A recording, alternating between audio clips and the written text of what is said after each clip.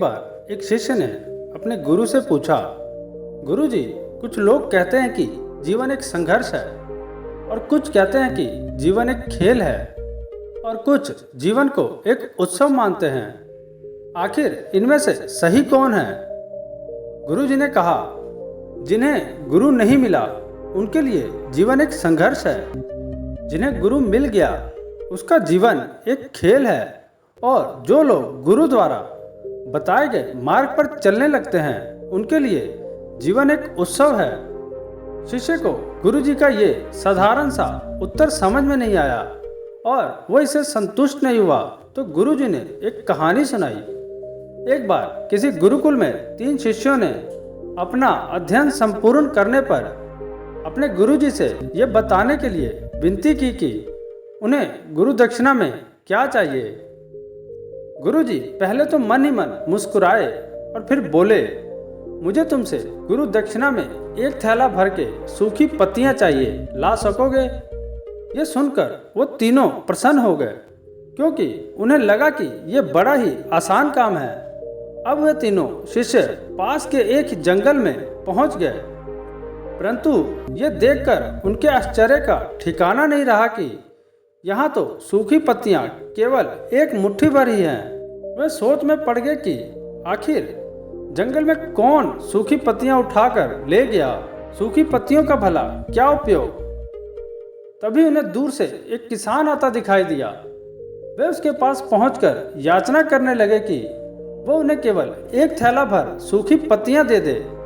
उस किसान ने क्षमा मांगते हुए कहा कि मैं आप लोगों की मदद नहीं कर सकता, क्योंकि सूखी पत्तियों को ईंधन और खाद के रूप में पहले ही उपयोग कर लिया गया है।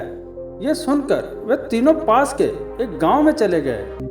वहां पहुंचकर उन्होंने जब एक व्यापारी को देखा और उसके थैला भर सूखी पत्तियां देने के लिए प्रार्थना करने लगे, परंतु व्यापारी ने उसके पास सूखी पत्तियां होने से इनकार कर दिया और कहा कि वो तो मैंने कभी की बेच दी हैं। फिर भी उस व्यापारी ने कहा कि मैं जानता हूँ उस बूढ़ी माँ को जो जंगल से सूखी पत्तियाँ बीन कर लाती है, हो सकता है कि उसके पास हो। तीनों उस बूढ़ी माँ के पास गए, जो उन पत्तियों को अलग अलग करके कई प्रकार की औषधियाँ बनाया करती थी। उसने भी इनकार कर दिया और कहा कि ये तो दवाइयाँ बनाने के लिए है। वहाँ भी उन्हें निराशा ही हाथ लगी। वे निराश होकर खाली हाथ गुरुकुल लौट गए। गुरुजी ने उन्हें देखते ही पूछा, ले आए गुरु दक्षिणा? तीनों ने सिर झुका लिया। गुरुजी के फिर से पूछे जाने पर उनमें से एक शिष्य बोला, गुरुदेव, हम आपकी इच्छा पूरी नहीं कर पाए। हमने सोचा था कि सूखी पत्तियां तो जंगल में बहुत बिखरी ही होंगी, परंतु बड़े ही आश्चर्य की बात है कि लोग उनका भी कितनी तरह से उपयोग करते हैं। गुरुजी फिर पहले की तरह ही मन मुस्कुराए और बोले, निराश क्यों होते हो? प्रसन्न हो जाओ। और यही ज्ञान की सूखी पत्तियां भी व्यर्थ नहीं हुआ करती, बल्कि उनके भी अनेक उपयोग हुआ करते हैं। मुझे गुरु दक्षिणा के रूप में दे दो। तीनों शिष्य गुरुजी को प्रणाम करके प्रसन्न होकर अपने अपने घर चले गए। वो शिष्य जो गुरुजी की कहानी सुन रहा था, बड़े उत्साह से बोला, गुरुजी, अब मुझे आपकी बात समझ में आई कि आप क्या कहना चाहते हैं। आपका संकेत प्रस्तुत इसी ओर है कि जब सुलभ सूखी पत्तियां भी निरर्थक या बेकार नहीं होती, तो फिर हम कैसे किसी भी वस्तु या व्यक्ति को छोटा और महत्वहीन मानकर उसका तिरस्कार कर सकते हैं। जीवन में हमारे पास जो है हम उसका मजा ले सकते हैं, जबकि कुछ लोग उनके पास जो नहीं है उसके बारे में सोच कर ही परेशान होते रहते हैं।